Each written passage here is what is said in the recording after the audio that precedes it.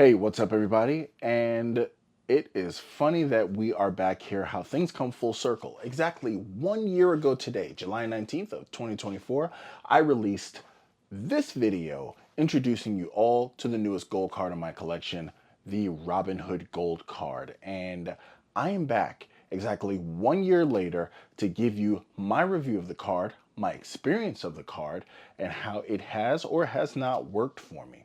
So I'm going to let my co-star do her thing, and then we are going to jump right back into it. Welcome back to my dad's channel. If you're new here, make sure to click that like button and subscribe, and don't forget to share.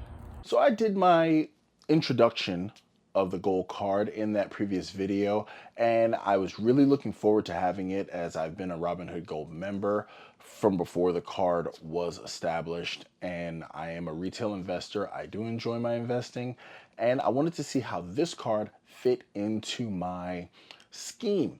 In addition to that, what I decided to do to get a barometer of how this card would work for me, I only chose to invest in one stock with the points that I accumulated from this card, and I figured I would just run a little experiment and see how it went a year later. And I have some numbers for you that we're going to share in addition to my experiences with the card. So without a lot of fluff and a lot of babbling from me, let's just get right into the numbers. What I decided to do was take every single point that I earned from this card and make a quarterly investment into none other than American Express. I have their cards as well, so might as well let the subsidy from one card build up an investment in the company that holds my other cards. And I have to tell you, the results were a little bit underwhelming. So this will be a very truthful broadcast, and you're going to hear things that you will not hear anywhere else on these YouTube streets, in these YouTube spaces, because let's just face it, doesn't really get clicks if people are brutally honest with you. But I am, because I want to make you the smartest credit card users in the room. Now, that investment in American Express came from the fact that the Robinhood Gold Card has a grand total of two multipliers: 5% for travel if you book it with the Robinhood Gold Card in their portal, or 3% on everything else, except notably taxes and cash equivalents. Robinhood will deny you for that. Other than that, everything else is fairly well 3% back. In other words, 3 points per dollar spent returned into your Robinhood account, which you can then redeem for statement credit, cash back into a Robinhood brokerage, provided you have Robinhood Gold, gift cards, and the like and whatnot. If you want to have a look at all of that, just go back to that video where I introduced the card and I'll give you all the categories there. But other than that, those are your spend multipliers. So that is what this card is being used for. Now, this card has namely been my grocery card, because my wife and I travel and we're here, there, and everywhere. We don't shop at conventional grocery stores. We use the companion Walmart Plus app that we get through the Platinum card in order to do 99% of my grocery shopping. And should I go out to an actual grocery store, I tend to use other cards like the Saver, the City Strata Premier, or the Amex Gold Card, because, well, those have grocery multipliers as well, and the Amex Gold Card is the industry leader in grocery multiplier. But for the most part, we just shop at Walmart, and getting 3% back, it's literally the best deal, rather than getting like 1.5 with our, Chase Freedom Unlimited, or even 2 points back with the Capital Venture. 3 is more than 2, at least from the planet that I'm from.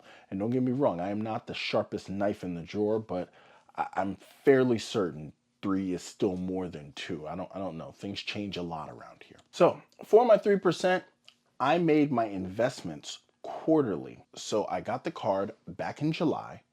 So my very first investment was made in September. So it was the very beginning of September. And from September, I invested January. Then after January, April, and I just made my most recent investment in July.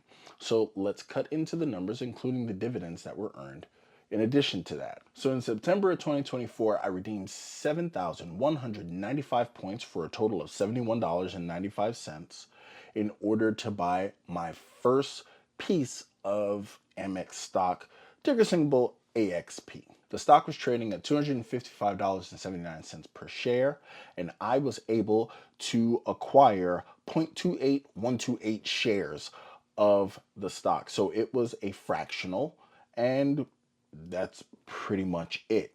Now, moving on in between there, I did get a dividend. I'm not even going to go back and go for the date because understand it was a fractional. So I only got 20 cents of a dividend in between my September and January investment. Now in January, we made a very big investment because we had a lot of spend. It was the holiday season. You know, we got a ton of kids, we got family. So that investment was 27,500 points for a total of $275 for Amex stock, trading at 297.35 per share. So that was able to net me 0.92483 shares. So another fractional, which put me over the 1 share hump. Now, after that, I did receive another dividend, and it was 4 times as much as I got before. So I got a whopping 84 cents between January and my April investment. Now, in April, I redeemed 7,895 points for 0.29709 shares of Amex stock that was trading at $265.74 per share. As you can see, there are fluctuations in the stock price. So I really threw dollar cost averaging to the wind because this is sheerly for an experiment. In between there, I did get a dividend of $1.24 added to the till. So after that dividend, I made another redemption of 8,600 points, which equaled $86 for Amex stock, trading at $316.51 per share, getting me 0.27171 shares of the stock. So I haven't for any quarter of the year been able to buy at least 1 share of the stock because my spend just wasn't up to snuff in order to do it. Now, mind you, had I bought a cheaper stock, I probably would have multiple shares of a dividend earning stock or even a growth stock by now. But remember, this was for the sake of an experiment. And I do believe I laid out my intention on this experiment with one of the videos, but let's just face it. I mean, I don't remember which one it was. I got over 500. I'm not sifting through it.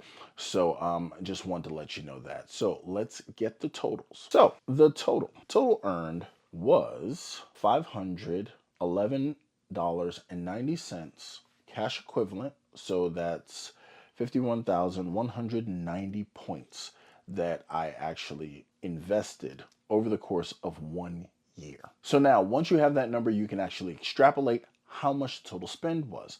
So total spend comes out to roughly $17,063.33 to 35 cents. That is over the course of a year. It's almost $1,000 a month for grocery, and then also the card was a auto pay for some utilities that I have. And in addition to that, because my wife gets gas at Sam's Club, that's her gas, her exclusive gas card for her car. So now, with that being considered, my current stock value is $549.55. That is a value of 1.78. Okay, I'm going to save you the long decimals. Basically, 1.78 shares of Amex stock. And that is considering that it's trading at a price of $308.30 per share as of this recording, Friday the 18th. Now that is a difference of $37.65, meaning that when you mix all of these numbers together, once I put it all in a pot and I start stirring it up, over a year, this card, I've netted about 3.2% back. So in other words, instead of 3 points, it's 3.2 cents per dollar spent, and that is including the gains that I've made on the stock, its fluctuations, market conditions, in addition to dividends. That's the game. That's the whole game given away to you because that is what I use the Robinhood card for. Now, going forward, I will blend it into my normal stock routine instead of running this experiment because this experiment has actually caused me to break rule number 1. Don't lose money. And I'll tell you why in a minute. I mean, technically, from a stock advantage, I actually gained, so I did not lose money. So, but there's a bigger picture here. So, a couple of things. Like I said, I want to be fully transparent. Was this card worth it for me with the $50 Robinhood Gold membership, plus the investments that I made, plus the returns that I got? And the answer is no, it sincerely wasn't. And even though it's a quote unquote no annual fee card, even if I cancel the card, I'm still going to keep Robinhood Gold anyway because I still trade. This puts me in a precarious position with this card because it is not worth it. I did not win. I did not make money because here is the hook of this card that you also have to understand. You know how everybody says don't ever pay interest? I paid interest on this card. I have. I'm not going to tell you how much because I don't feel like going through all of that. But understand that the interest that I paid, if you pay interest in even 1 month, given the low overage of your multiplier, it cancels it right out. So since I got only 0.2 over the 3% that I got, the minute I paid a nickel in interest, it was over. So that just gave the game away. I've paid interest on this card. People eat a lot and often. You know, you have to feed them every day. Well, anyway, that's a video for another day.